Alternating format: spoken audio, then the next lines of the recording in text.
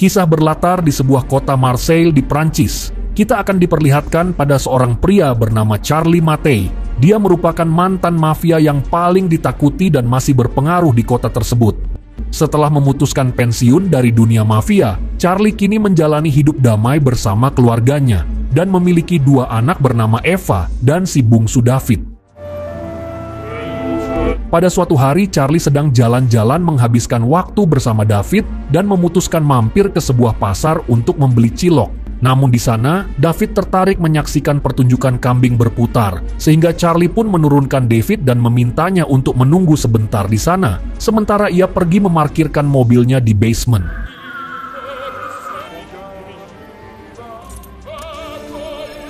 Namun tiba-tiba, beberapa orang bertopeng menembak Charlie dengan sangat brutal.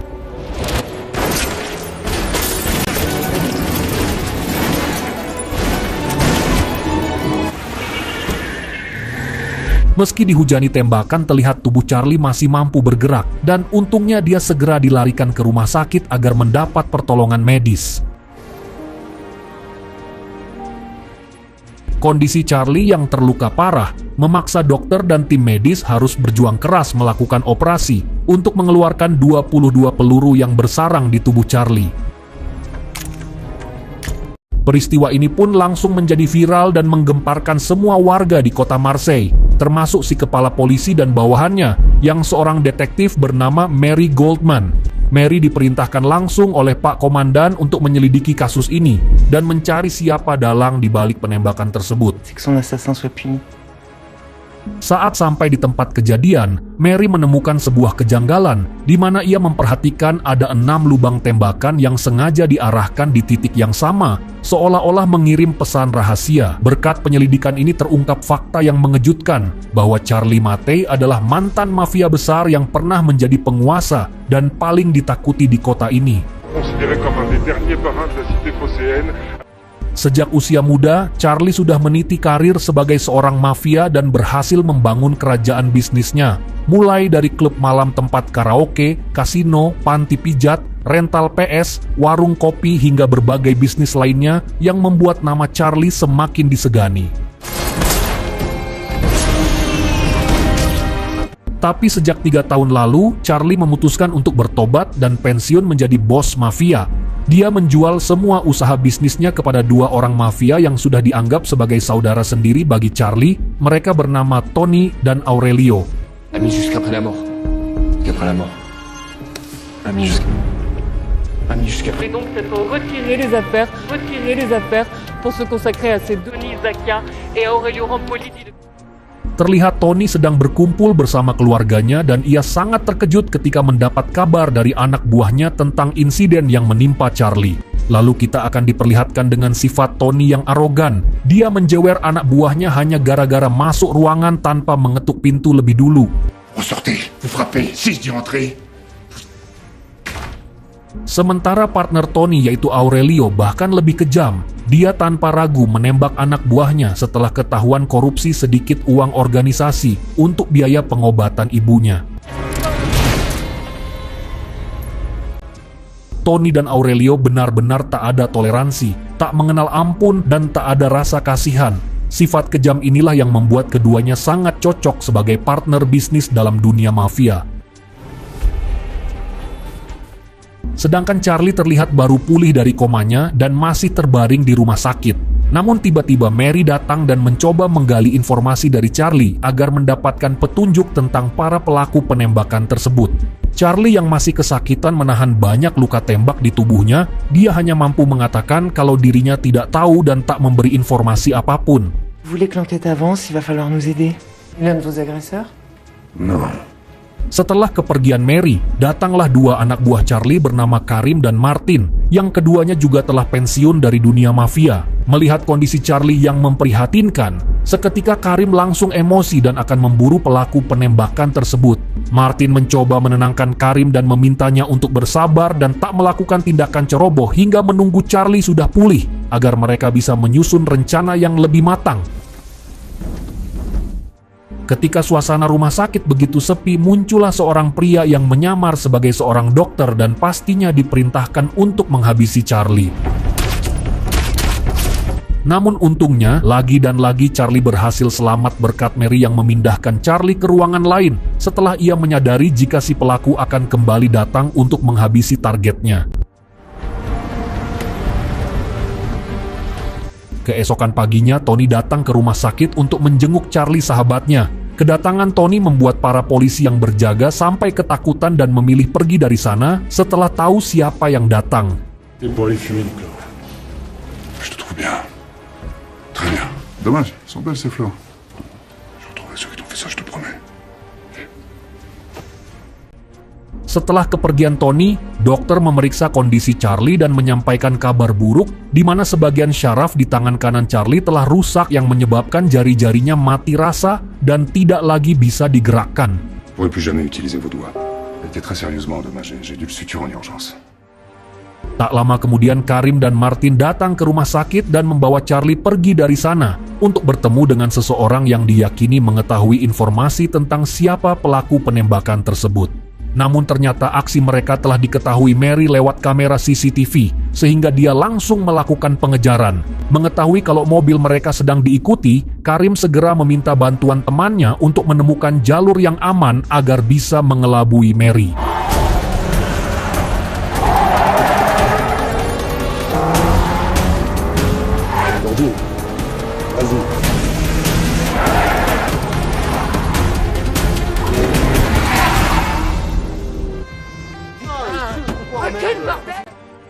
Mereka akhirnya sampai di sebuah bangunan tua yang terdapat seorang pria yang berhasil ditangkap dan ternyata dia adalah anak buah Tony bernama Freddy. Melihat kedatangan Charlie membuat Freddy sangat ketakutan, bahkan dia sampai ngompol di celana.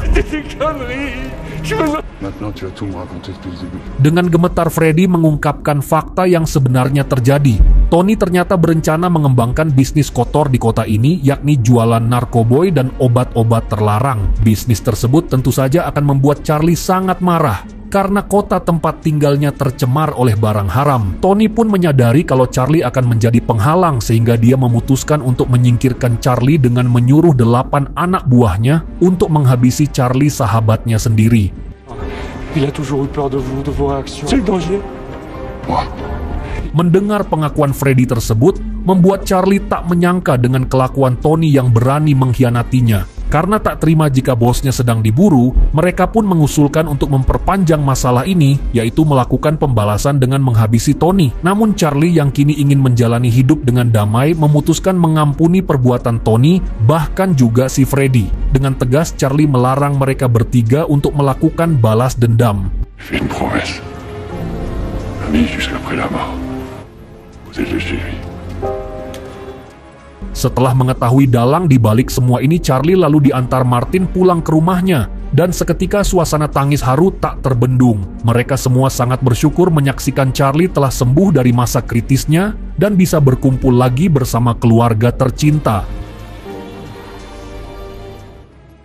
Di sisi lain kita akan diperlihatkan pada salah satu anak buah Charlie, yaitu Karim, yang berlatar belakang keluarga muslim. Kehidupan mereka terlihat sangat sederhana, namun penuh kebahagiaan dan kedamaian. Tapi siapa sangka, kebahagiaan itu direnggut oleh anak buah Tony yang datang menculik Karim dan membawanya ke suatu tempat. Ternyata dalang di balik aksi penculikan ini adalah si Freddy yang tak tahu terima kasih, meski sebelumnya nyawanya diampuni. Lalu kita diperkenalkan dengan salah satu anak buah Tony yang paling kejam bernama Pascal. Dia langsung menembak Freddy hanya gara-gara banyak bicara. Kekejamannya belum sampai di situ, Pascal meminta sebuah pisau untuk memotong tubuh Karim, lalu diberikan kepada anjing-anjing yang kelaparan. Va chercher tes chiens, vous se régaler avec le reste. Sungguh betapa sakit hatinya Charlie ketika harus melihat keluarga duka menangis saat tubuhnya Karim dimakamkan. Amarah Charlie pun memuncak hingga ada sebuah bisikan merasuki jiwanya untuk menciptakan lingkaran karma, yaitu balas dendam. Allahu Akbar. Allahu Akbar.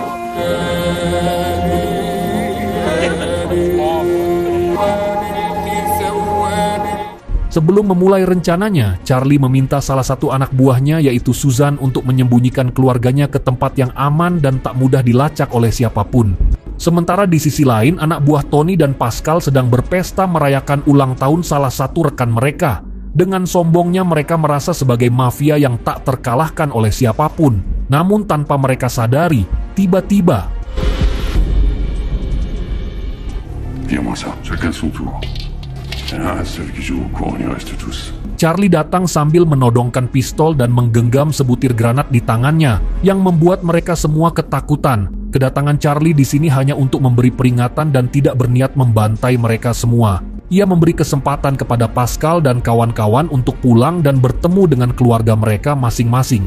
Charlie ingin mereka merasakan penyesalan bagaimana rasanya cemas diburu seseorang dan merasa takut akan bayang-bayang kematian. Karena entah sekarang atau nanti, Charlie akan datang lagi untuk menghabisi mereka satu persatu tanpa ada seorang pun yang selamat. Sebagai permulaan, Charlie menghabisi salah satu dari mereka untuk membuktikan bahwa peringatannya tidak main-main. Vérité nulle part tant que je serai vivant.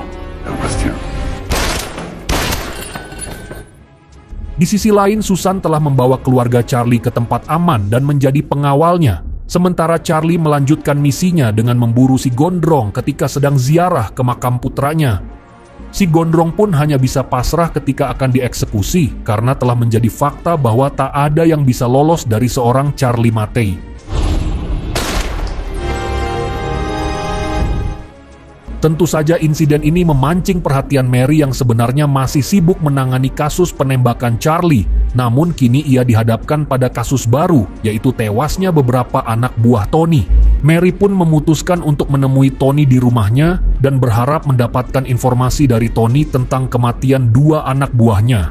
Sebenarnya Tony telah mengetahui bahwa Charlie lah pelakunya, namun dia mengaku kepada Mary kalau dirinya tidak memiliki informasi apapun. Tony khawatir jika dia mengungkapkan yang sebenarnya, tentu saja Mary dan kepolisian akan menyelidiki lebih jauh kasus ini sehingga justru akan menyeret dirinya ke dalam masalah. Je note que vous me suggérez d'orienter mon enquête. Je vous dis de vous intéresser à Mattei parce qu'il a pété les plombs. Tanpa buang waktu, Tony segera memerintahkan anak buahnya untuk mengobrak-abrik rumah Charlie dengan tujuan memancing di mana Charlie bersembunyi. Dan benar saja, Martin yang mengetahui hal itu bergegas pergi menemui Charlie untuk melaporkan kejadian tersebut. Namun tanpa ia sadari jika dirinya sedang diikuti oleh anak buah Tony, sehingga keberadaan Charlie pun ketahuan. Alhasil anak buah Tony langsung menyerbu tempat persembunyian Charlie dan baku tembak pun tak bisa dihindari.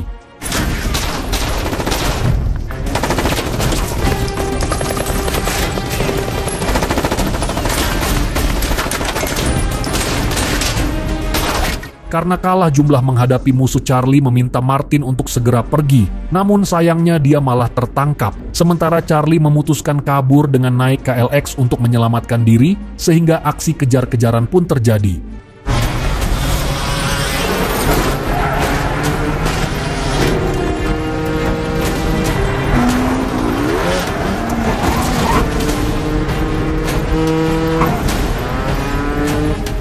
Di tengah pengejaran, Charlie mengambil keputusan nekat. Ia dengan sengaja menabrakkan dirinya tepat di hadapan para polisi supaya musuh tak lagi menyerangnya.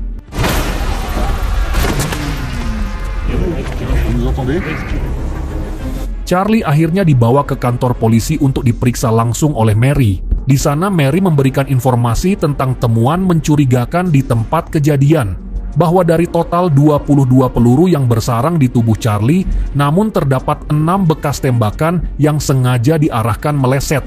Hal ini menunjukkan bahwa dari 8 pelaku penembakan, ada 1 orang yang nampaknya tidak berniat membunuh Charlie. Mary akhirnya memutuskan untuk membebaskan Charlie, karena dia telah mengetahui dalang dari semua insiden ini adalah Tony. Karena belum memiliki bukti yang kuat untuk menangkapnya, maka dia mengajak Charlie untuk bekerja sama, sehingga Tony bisa ditangkap secepatnya. Vous êtes libre. Di sisi lain, Martin dipertemukan oleh Tony dan diminta mencari informasi keberadaan Charlie dan keluarganya, sehingga akhirnya terungkap bahwa Martin lebih memihak kepada Tony dan ada keterlibatan dalam aksi pembunuhan Charlie. Non, notre amitié, tu viens de me le dire. Réglé. Beberapa waktu berlalu, terlihat Tony sedang mengadakan pesta pernikahan salah satu anak buahnya bernama Samsul yang sudah dianggap sebagai anak sendiri. Namun di saat yang sama Charlie mendatangi anak buah kepercayaan Tony yaitu Frank. Dia bertugas sebagai admin yang memiliki semua data transaksi dan keuangan bisnisnya Tony. Charlie memaksa Frank untuk memindahkan semua data tersebut ke dalam sebuah flash disk sebelum akhirnya ia dihabisi oleh Charlie. Moi j'ai rêvé. Tu tiendras. Pour appuyer une contre-fric qu'il a fait sur son dos, je te dis pas. Vers Karim, j'y arrive pas. Setelah mengetahui adminnya tewas, Tony pun langsung mengamuk dan menyusun sebuah rencana licik. Ia dengan tega menghabisi dua anak buahnya sendiri dengan memakai senjata yang terdapat sidik jarinya si Charlie. Korban pertama adalah seorang pengawal yang sedang menemani ibunya healing di taman. Dan yang kedua adalah si Samsul yang akan menikmati malam pertamanya. Akibat kematian dua anak buah Tony membuat Charlie menjadi buronan polisi, di mana si komandan menugaskan Mary untuk segera menangkap Charlie. Namun Mary yang cerdas tentu saja mengetahui bahwa semua ini hanyalah siasat yang dibuat oleh Tony. Du cadavre, c'est un piège. Un piège à con, ouais. Un pro comme Maté, il laisserait son arme avec ses empreintes. Sementara itu, Charlie bersembunyi entah kemana yang membuat Mary kehilangan jejaknya. Maka dia pun mencoba melacak Charlie melalui nomor telepon yang sering dipakai untuk menghubungi keluarganya yang bersembunyi di suatu tempat. Tanpa diketahui Mary, ternyata percakapan itu berhasil disadap oleh Tony sehingga persembunyian keluarga Charlie pun ketahuan. Kemudian Tony langsung mengirim anak buahnya ke lokasi keluarga Charlie untuk menculik kedua anaknya. Bien sûr.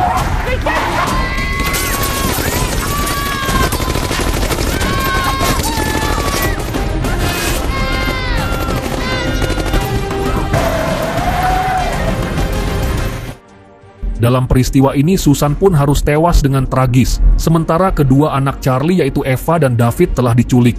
Namun beberapa saat kemudian Eva ditemukan babak belur di pinggir jalan. Eva sengaja dilepaskan oleh mereka sebagai pembawa pesan bahwa Charlie diperintahkan untuk segera menyerahkan diri kepada Tony, atau mereka akan membunuh David anak bungsu Charlie. Mengetahui anak-anaknya dilibatkan dalam masalah ini membuat hati Charlie berkecamuk, maka dia segera menemui Mary, satu-satunya orang yang bisa diandalkan. Charlie meminta bantuan Mary untuk membuat berita palsu tentang kabar keberhasilan polisi yang telah menangkap dirinya. Dengan berita tersebut, Tony akan berhenti memburunya sehingga Charlie punya kesempatan untuk menyelamatkan putranya. Mais vous me laissez libre. Je suis Zakia, me croit en tôle. Melihat berita penangkapan Charlie, Tony pun percaya bahwa itu benar, termasuk si komandan yang cukup terkejut dengan berita tersebut. Alih-alih membebaskan putranya Charlie, Tony justru menyuruh Pascal untuk menghabisi nyawa anak kecil yang tak berdosa. Tony yang memiliki sifat serakah ingin menguasai kota Marseille sendirian, dia juga akan menghabisi rekannya sendiri, yaitu Aurelio. Ketika Pascal menuju ke tempat putra Charlie disekap, ternyata Charlie diam-diam mengikutinya dengan mengendarai motor NMAX.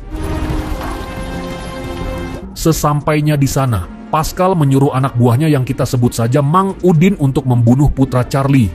Namun sangat berbeda dengan Pascal, Mang Udin ternyata masih memiliki hati nurani. Dia justru berani melawan Pascal demi membebaskan putra Charlie yaitu David.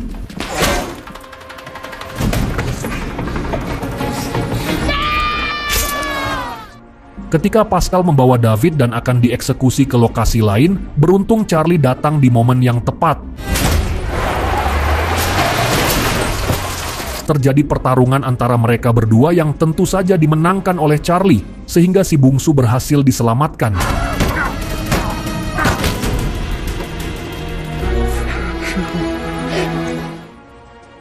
Sedangkan di tempat lain, anak buah Tony telah menghabisi Aurelio beserta anak buahnya, sehingga Tony merasa dirinya menjadi satu-satunya mafia yang akan berkuasa. Dan betapa kagetnya Tony ketika melihat kedatangan Charlie tepat di rumahnya sendiri. Di momen ini Tony pun mengungkapkan dengan sejujurnya kalau dirinya memang tidak berani melawan Charlie, satu-satunya orang yang bisa menghalangi tujuannya. Charlie dan Tony memang tumbuh bersama sebagai rekan dalam dunia mafia. Namun hanya Charlie yang menjadi sosok yang paling berpengaruh dan paling takuti di kota Marseille. Tony yang merasa tersisih pun menganggap bahwa satu-satunya cara untuk merubah keadaan hanyalah menyingkirkan Charlie. Meskipun dirinya dikhianati, Charlie memutuskan untuk mengampuni nyawa Tony karena yang diinginkan Charlie hanyalah hidup tenang bersama keluarganya. Tak tahu terima kasih, itulah kata yang tepat untuk si Tony. Dia yang memang dibutakan oleh ambisi kekuasaan dan kekayaan justru melawan Charlie.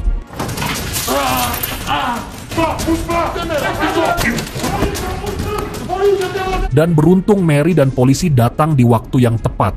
Keberhasilan Mary menyelesaikan kasus ini membuat si komandan merasa puas dengan kinerja Mary. Namun ternyata si komandan tak jauh beda dengan Tony yang memiliki sifat serakah. Dia meminta Mary untuk mengakui bahwa dirinya lah yang menangani langsung kasus ini agar naik jabatan. Tanpa basa-basi, Mary pun langsung memberi atasannya sebuah penghargaan.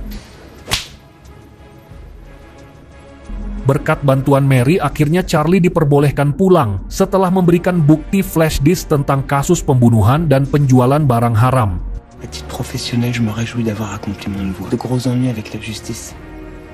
Ketika Charlie hendak pulang, tanpa diduga Martin datang menjemputnya. Dalam perjalanan, Charlie meminta Martin agar mengantarnya ke basement, tempat di mana ia pernah ditembak anak buah Tony. Sesampainya di sana, saat itulah terungkap jika peluru yang mengarah ke tembok adalah tembakan dari Martin. Seketika raut wajah Martin sangat ketakutan, karena Charlie telah mengetahui keterlibatannya dalam aksi penembakan tersebut. Mau tidak mau, Martin pun mengakui kalau dirinya diperintahkan oleh Tony untuk membunuh seseorang. Namun ketika targetnya adalah Charlie, maka Martin dengan sengaja mengarahkan senjatanya supaya meleset, karena pada dasarnya Martin memang tidak ada maksud untuk membunuh Charlie. Bukan manusia jika tidak bisa memaafkan, Charlie menunjukkan satu kebaikan hatinya ketika dia memberi Martin kesempatan untuk hidup dan segera bertaubat. Film pun diakhiri dengan Charlie bersama keluarganya di pesisir pantai menikmati indahnya senja.